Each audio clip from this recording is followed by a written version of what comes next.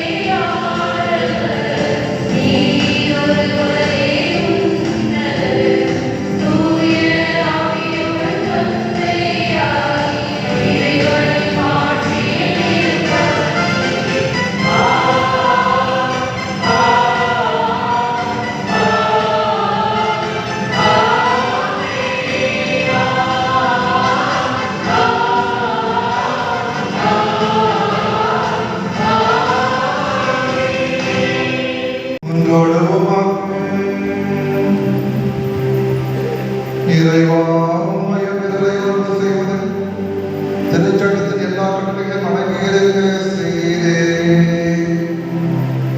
உன் கட்டளைகளை கடைபிடிக்கும் நாங்கள் முடிவில்லா வாழ்வுக்கு வந்து சேர தகுதி பெற எங்களுக்கு அருள்வீராக. உம்மோடு இறைவனாய் என்றும் வாழ்ந்து ஆட்சி செய்கிறீர்கள். உம் திருமகனாகிய இயேசு கிறிஸ்து வழியாக உம்மை மன்றாடுகிறோம்.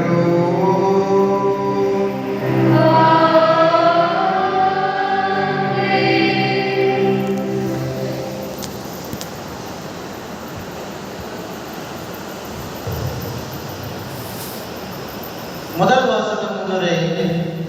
இன்றைய முதல் வாசகத்தில் பிறரை அடக்கி ஆள்பவர்கள் தற்காலிக வெற்றி அடைந்தாலும் இறுதியில் தோல்வியை தழுவுவர். மாறாக பணிந்து போகிறவர்கள் தற்காலிகமாக தோல்வி அடைந்தாலும் இறுதியில் வெற்றி அடைவர். நல்லவர்களின் பொறுமையை நீதிமான்களின் பணியை உலகம் ஏளனம் செய்தாலும் கடவுள் நிச்சயம் அவர்களை உயர்த்துவார் என்று எடுத்துரைக்கின்ற முதல் வாசகத்திற்கு செவிமடுப்போம்.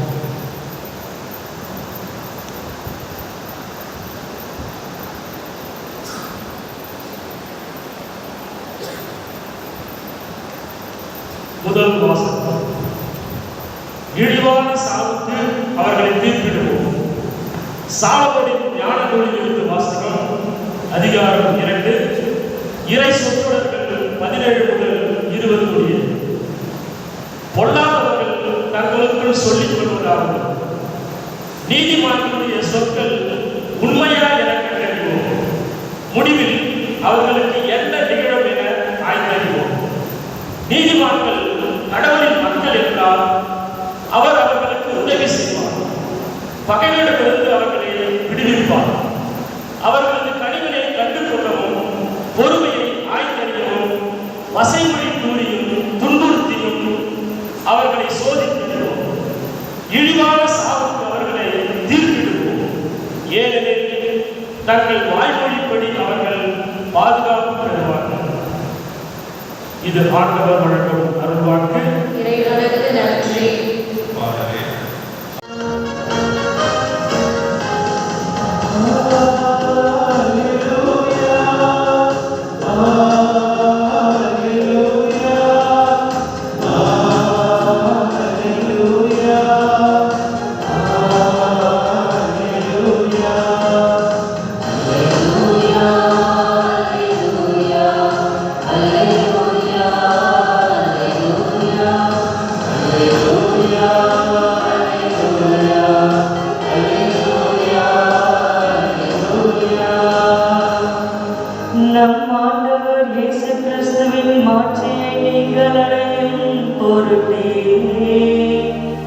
நாங்கள் அறிவித்த நற்செய்தியின் வழியாக அவர் உங்களை அழைத்தார். அல்லேலூயா.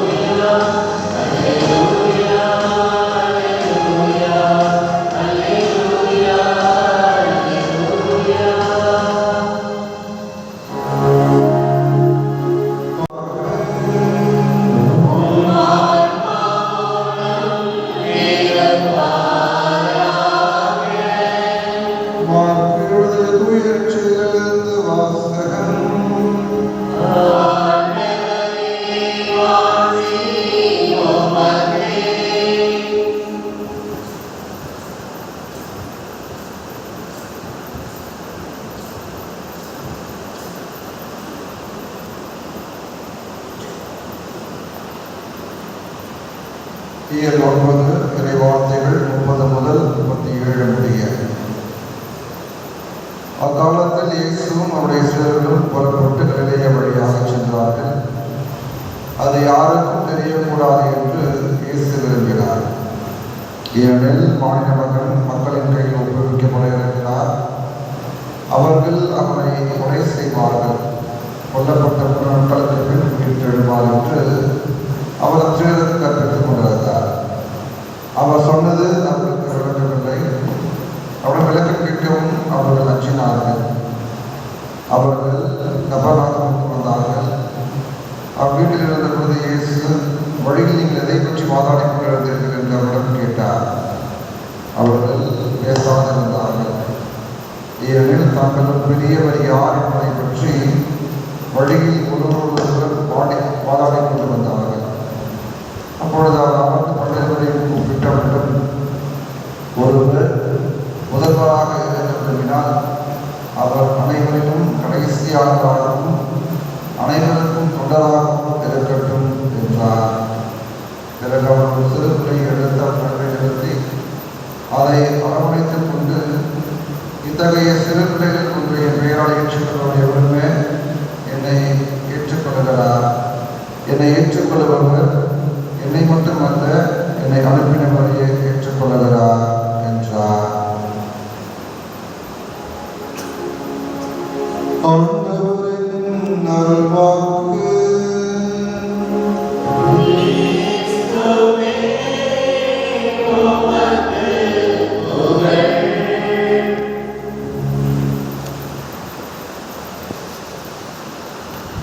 இயேசு கிறிஸ்துவில் எனக்கு பிரியமான சகோதர சகோதரிகளே, இன்றைய இறை வார்த்தை வழிபாடானது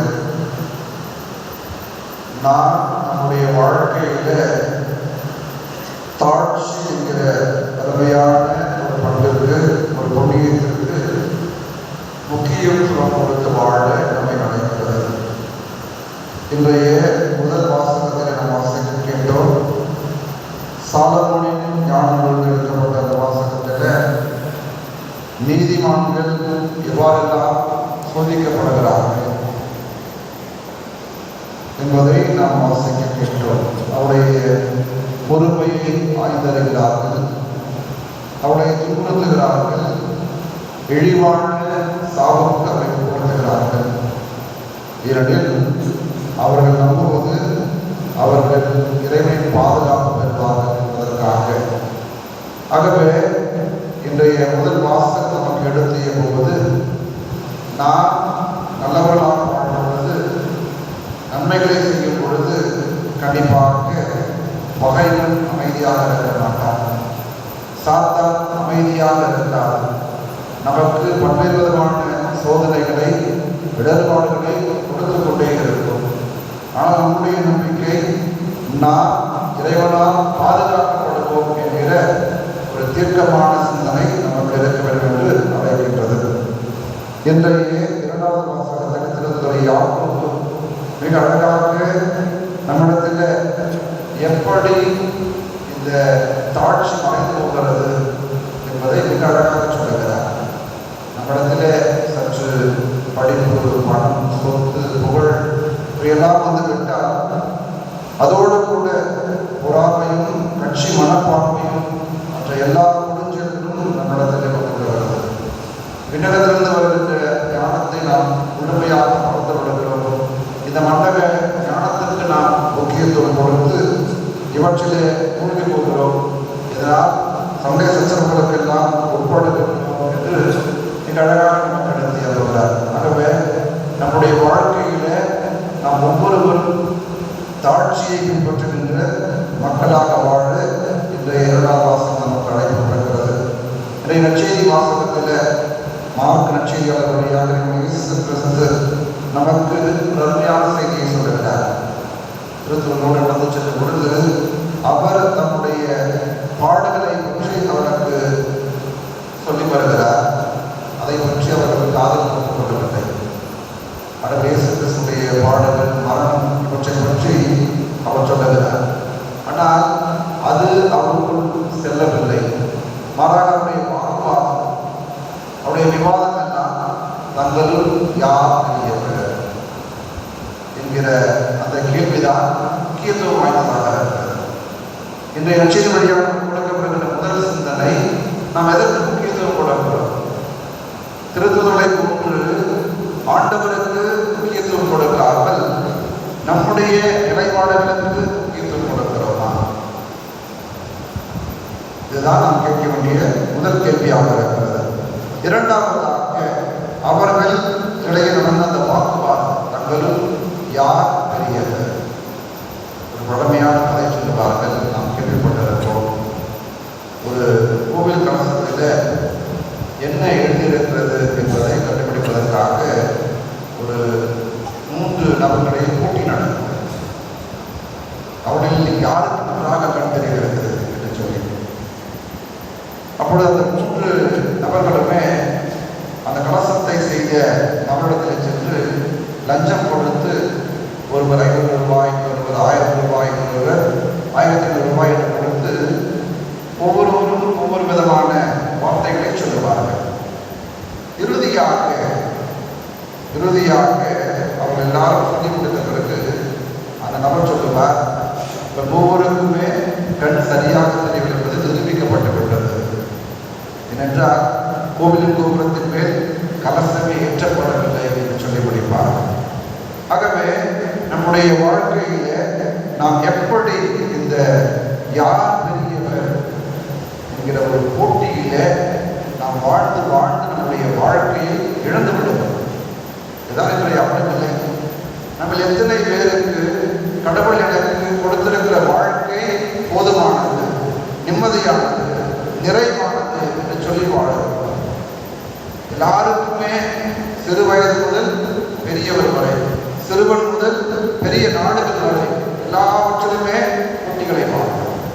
அந்த போட்டிகளில் ஏற்படுகின்ற பொறாமைகள், அந்த பொறாமைகளில் ஏற்படுகின்ற சண்டை சச்சரவுகள், யார் பெரியவர், இறுதியாக அனைவரும் மண்ணுக்குள் தான் செல்ல போகிறோம். யாரும் இங்கிருந்து இந்த உலகத்தை ஆளப்போவது இல்லை என்பது நிதர்சனமான உண்மை. ஆகவே கடவுள் கொடுத்த இந்த வாழ்க்கையை நாம் தாழ்ச்சி நிறைந்த உள்ளத்தோடு அனைவரையும் அன்பு செய்து அனைவரையும் ஏற்றுக்கொண்டு வாழ கிறிஸ்து நமக்கு படைக்கின்றார். அதை தான் அவர் முன்னிறுத்துகிறார். கிறிஸ்து எதற்காக பாடல்படுகிறார், எதற்காக தம்மையை தாழ்த்திக் கொள்ளுகிறார், எதற்காக கடவுளின் தன்மையிலிருந்து இறங்கி வந்து அவர் தம்மையை முழுமையாக கொடுக்கிறார்? மனித மாண்புக்காக, மனித மீட்புக்காக என்கிற ஒரு செய்தியை சொல்லும் பொழுது அது திருத்தூருடைய காதுகளுக்கு செல்லவில்லை. மாறாக தங்களுள் யார் பெரியவர் என்கிற கேள்விதான் அவருக்கு மேலோங்கி நிற்கிறது. நம்முடைய வாழ்க்கையிலும் இந்த திருத்தூர்களை போன்றுதான் நாம் பல நேரங்களில் எவ்வளவு சம்பாதித்தாலும், எவ்வளவு புகழ் சேர்த்தாலும், எவ்வளவு பட்டங்கள் சேர்த்தாலும், எவ்வளவு சொத்துக்கள் சேர்த்தாலும் நமக்கு நிறைவு என்பது இல்லாமல் போய்விடுகிறது. காரணம், இன்னும் அதிகமாக சேர்க்க வேண்டும், இன்னும் அதிகமாக அவனை விட அதிகமாக சேர்க்க வேண்டும் என்கிற ஒரு போட்டி போட்டுக்கொண்டே நம்முடைய வாழ்வை நடந்து விடுகிறோம். பல நேரங்களிலே இந்த போட்டியின் விளைவாக நம்முடைய ஜெபங்கள் கேட்கப்படவில்லை என்பதை திருத்தூதர் யாக்கோபு மிக அழகாக சொல்லுகிறார். பாருங்கள், எதற்காக உடைய ஜெபங்கள் கேட்கப்படுவது இல்லை? காரணம், நீங்கள் தீய எண்ணத்தோடு கேட்கிறீர்கள். யோசித்து பாருங்கள், நாம் போட்டியோடு வாழும்பொழுது என்னை விட அவன் உயர்ந்து விட்டான், அவன் நஷ்டம் ஏற்பட வேண்டும் என்று நம்முடைய ஜெபங்களிலே வைக்கிறோம், வேண்டுதலை வைக்கிறோம். அவன் நஷ்டப்பட வேண்டும், அவன் அழிந்து போக வேண்டும் என்கிற ஒரு வேண்டுதலை வைக்கும் பொழுது கண்டிப்பாக அந்த ஜெபம் கேட்கப்படாத உயர்வுகளை தாட்சி நிறைந்த உள்ளத்தோடு எவ்வளவு ஆண்டவரிடத்தில் வருகிறானோ அவனுடைய ஜெபம் தான் கேட்கப்படும். நற்செய்தியிலே வாசிக்கிறோம், பரிசேயர் ஆயக்காரனுடைய ஜெபம். யாருடைய ஜெபம் கேட்கப்படுகிறது? ஆயக்காரனுடைய ஜெபம். ஆண்டவரே, நான் பாவி, என்னை மன்னியும் என்று தன்னுடைய நெற்றிலே அறைந்து கொண்டு அவன் வேண்டும் அந்த ஜெபம் தான் கேட்கப்படுகிறது. ஆகவே தருமையான நாளில் நம் ஒவ்வொருவரும் தாட்சி என்ற புண்ணியம் நம்முடைய வாழ்க்கையில, நம்முடைய ஆன்மீக வாழ்வில குறைந்து கொண்டிருப்பதை நாம் பார்த்துக் கொண்டிருக்கிறோம். அருமையான ஒரு பண்பு, அருமையான ஒரு புண்ணியம். அன்னை மரியா தம்மையே தாழ்த்தினார், உயர்த்தப்பட்டார். இயேசு கிறிஸ்து கடவுள் தன்மையிலிருந்து இறங்கி வந்து மனிதன் போல, அதாவது அடிமை போல கொண்டு தம்மையை முழுவதுமாக ஒப்புக் கொடுத்தார். அவர் உயர்த்தப்பட்டிருக்கிறார். நீங்களும் நானும் நம்மையும் தாழ்த்திக் கொள்ளுவோம். இறைவனுக்குள்ளாக, பிறருக்குள்ளாக தாட்சி நிறைந்த உள்ளத்தோடு, தாட்சி நிறைந்த வாழ்வோடு வாழும் பொழுது கண்டிப்பாக இறைவன் நம்மை உயர்த்துவார் என்ற சிந்தனையோடு நாம் வாழ முயற்சி எடுப்போம். இந்த ஒரு சிந்தனையோடு தொடர்ந்து இறைவனுடைய ஆசரை வேண்டி திருப்படையில் கொண்டாடுவோம். ஆமென்.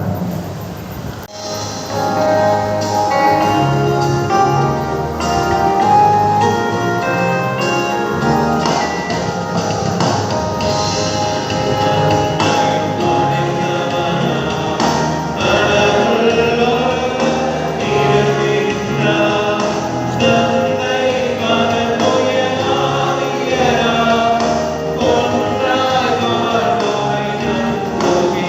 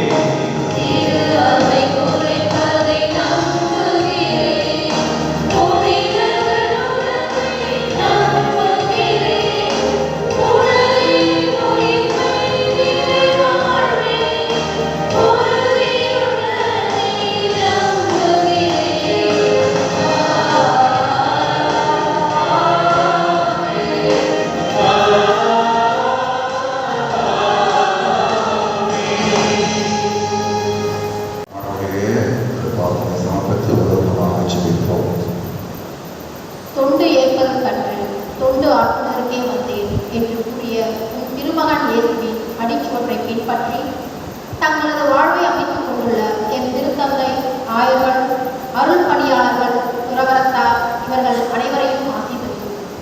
இவர்கள் செய்யும் தொண்டு உம் வார்த்தைகளை நாங்கள் வாழ்வாக்கும் இடத்தில் அமைத்திட வேண்டும் என்று இறைவா உம்மை மன்றாடுகின்றோம்.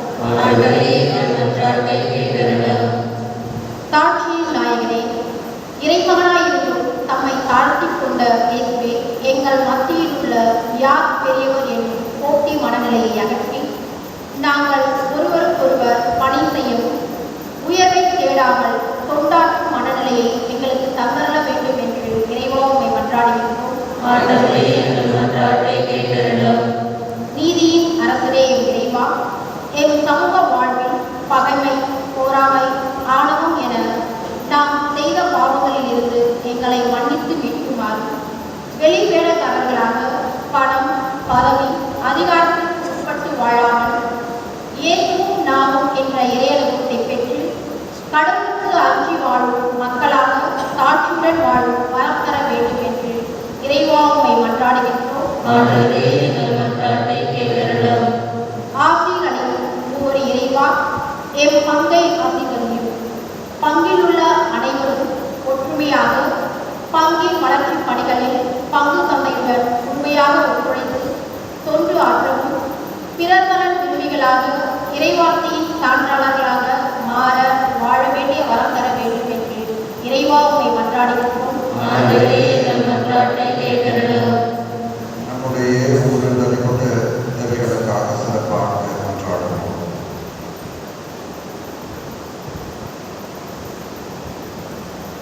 எங்கள் தாயும் தந்தையுமான இறைவா, உடைய பிள்ளைகளாகிய நாங்கள் இடத்தை எல்லா மன்றாடுகளுக்கும் செவிமடுத்து எங்கள் உள்ளத்தில் ஆழத்தில் சொல்ல முடியாத நம்முடைய எண்ணங்கள், எங்கள் தேவைகள், விண்ணப்பங்கள், வேண்டுதல் அனைத்தையும் கண்ணோக்கி இன்றைய இறைவார்த்தையின் வழியாக நாங்கள் சிந்திக்கின்ற எங்கள் வாழ்வில் நாங்கள் எங்களை தாழ்த்தி முன்பாக எங்களை தாழ்த்தி இறை ஞானத்தால் நிரப்பப்பட்டு புதிய மக்களாக வாழ எங்களுக்கு தேவையான வரங்களையும் ஆசீர்வாதங்களையும் எங்கள் மீது பொழிந்து எங்களை காத்து வழிநடத்தியுள்ளோம்.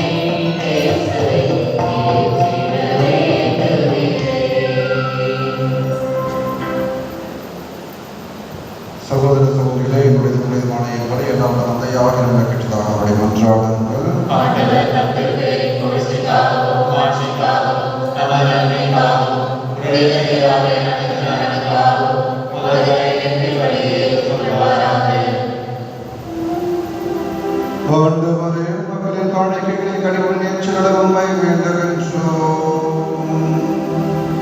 அதனால் நம்பிக்கையோடு பக்தியோடும் அவர்கள் எவற்றை அறிக்கையிடுகின்றார்களோ அவற்றை மின்னகருடன் பெற்று கொள்வார்களாக.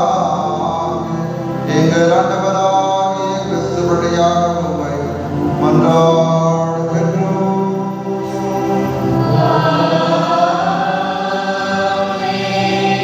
ஆண்டவர் உங்களோடு இருப்பாராக.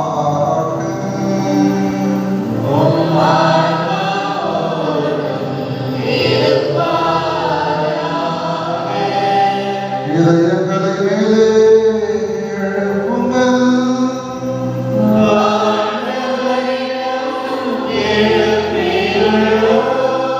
நம் இறைவனாகிய ஆண்டவருக்கு நன்றி கூறுவோம்.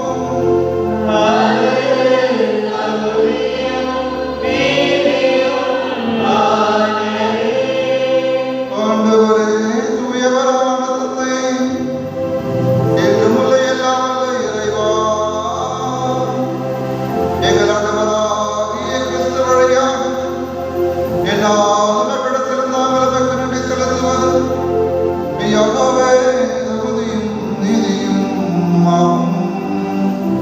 எங்கள் கடமை மீட்புக்குரிய செயலுமாகும். ஏனெனில் கிறிஸ்துவர் தம்முடைய பாவங்களிலிருந்து மனிதரை புதுப்பித்தார், பாடுபட்டு எங்கள் பாவங்களை அழித்தார், இறந்தோரிடமிருந்து உயிர் தெழுந்து நிலை வாழ்வுக்கு வழிவகுத்தார். தந்தையே, அவர் விண்மீனேறி வந்து விண்ணகத்தின் கதவுகளை திறந்து வைத்தார். ஆகவே வாழ்வதடிகளோடும் முடிதலின் பெறுதல்களோடும் நாங்கள் சேர்ந்து வந்து புகழ்ச்சி படை சேர்ந்து முடிவின்றி ஒரே குழலாய் பாடுவதாவது.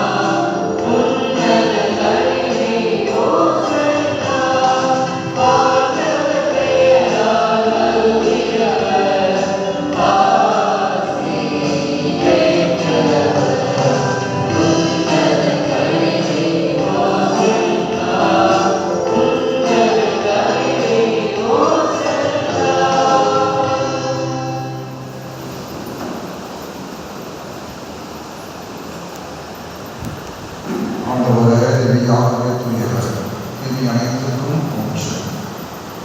ஆகவே உங்களுடைய ஆவியை கொடுத்து இக்காணிக்கைகளை திரை கொடுத்து உண்மை எடுக்கின்றோம். இவ்வாறு எங்கள் ஆண்டவர் இயேசு கிறிஸ்துவின் உடலும் இரத்தமுமாக எங்களுக்கு இவை மாறுபடுவாக. அவர் பாடுபட உள்ளம் கணிந்து தம்மை கையெழுத்த போது அப்பத்தை எடுத்து நன்றி செலுத்தி அதை விட்டு தம் சுழலுக்கு அழைத்து கூறியதாகும். அனைவரும் இதிலிருந்து வெற்றி உண்ணுங்கள், ஏனெனில் இது உங்களுக்காக கையளிக்கப்படும் என் உடல்.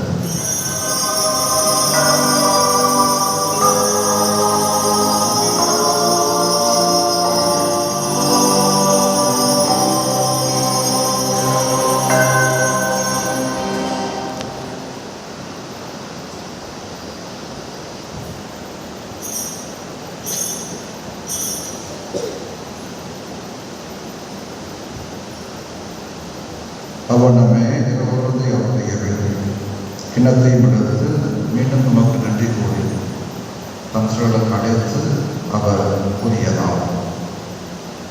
அனைவரும் இதிலிருந்து வெற்றி பெறுங்கள், ஏனெனில் இது புதிய நிலையான உடன்படிக்கைக்கு உரிய இந்த ரத்தத்தின் கிண்ணம். இது பாவ மன்னிப்பு பெற்று உங்களுக்காகவும் பலருக்காகவும் சிந்தப்படும். இதை என் நினைவாக செய்யுங்கள்.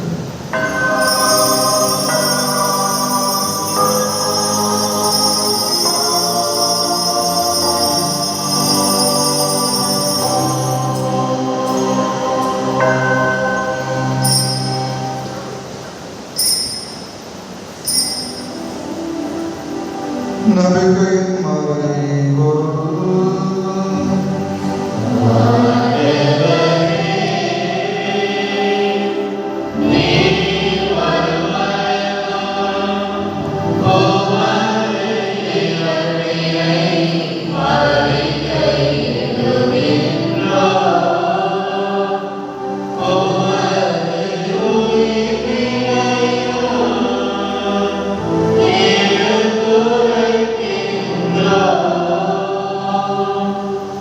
ஆகவே ஆண்டவரே, நாங்கள் இறப்பினையும் உயிர்ப்பினையும் நினைவு வாழ்த்தும் அப்பத்தையும் படைக்கும் கிண்ணத்தையும் நமக்கு ஒப்புக்கொடுக்கின்றோம்.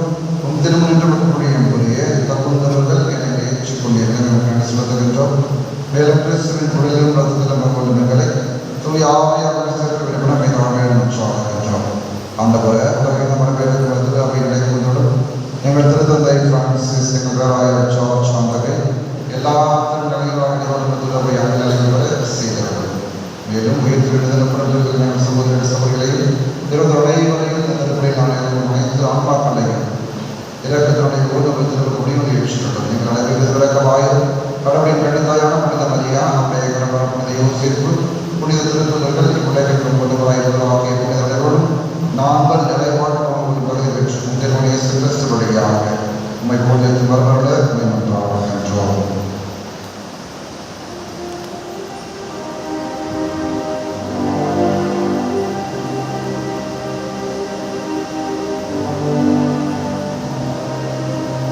இவர் வழியாக இவரோடு இவரும் எல்லாம் வல்ல இறைவனாகிய தந்தையே,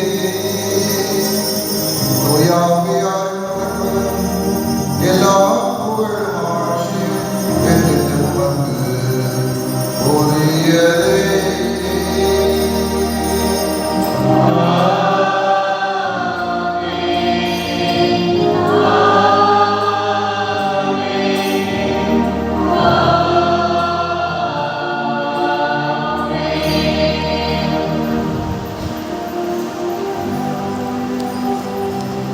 மீட்பரின் கடலையால் கற்பிக்கப்பட்டு இறை படைப்பினையால் பயிற்சி பெற்று நாம் துணிந்து வாடுவோம்.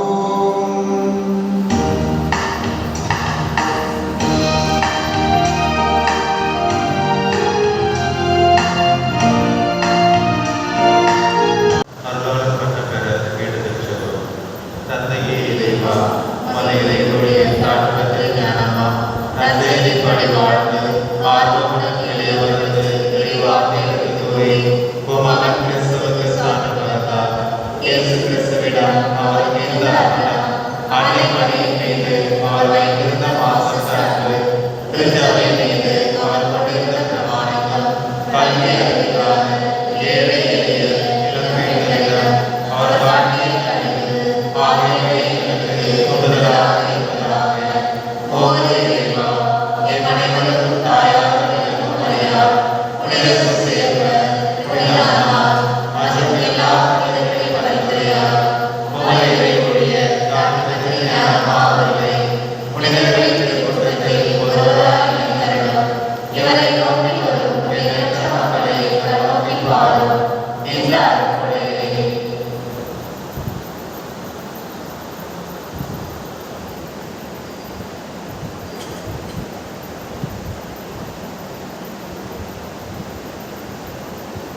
உமது எல்லையில்லா நன்மை தருகிறது. உமது ஊழிய நாட்டுப்படி ஞானமாவே பரிந்து பேசுகிறார். எமக்கு அருள வேண்டும் என்று உம்மை மன்றாடுகிறோம். ஆமென். விண்ணுலகில் இருக்கின்ற எங்கள் தந்தையே, உமது பெயர் துயரென போற்றப்பெறுக. உமது ஆட்சி வருக. உமது திருவிழம் விண்ணுலகில் நிறைவேறுவது போல மண்ணுலகிலும் நிறைவேறுக. எங்கள் அன்றாட உணவை இன்று எங்களுக்கு தாரும். எங்களுக்கு எதிராக குற்றம் செய்வோரை நாங்கள் மன்னிப்பது போல எங்கள் குற்றங்களை மன்னியும். எங்களை சோதனைக்கு உட்படுத்தாதே, தீமையிலிருந்து எங்களை விடுவித்தருளும். ஆமென். மரண நிறைந்த மரியே வாழ்க. ஆண்டவர் உடனே பெண்களுள் ஆசை பெற்றவள் நீரே. உடைய திருவயிற்றின் கனியாகிய இயேசுவும் ஆசை பெற்றவரே. புனித மரியே, இறைவனின் தாயே, பாவிகளான எங்களுக்காக இப்பொழுதும் எங்கள் இறப்பின் வேளையிலும் வேண்டிக் கொள்ளும். ஆமென். தந்தைக்கும் மகனுக்கும் தூய ஆவியாருக்கும் மாற்றி உண்டாவதாக. தொடக்கத்தில் இருந்தது போல இப்பொழுதும் எப்பொழுதும் என்றென்றும்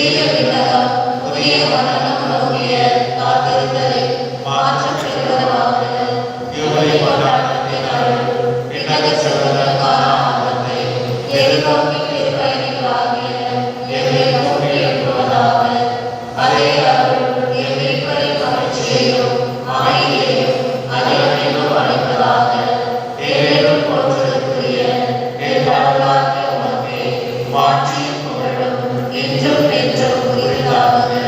ஆமென். நன்றி கோரி மன்றாடுவோம்.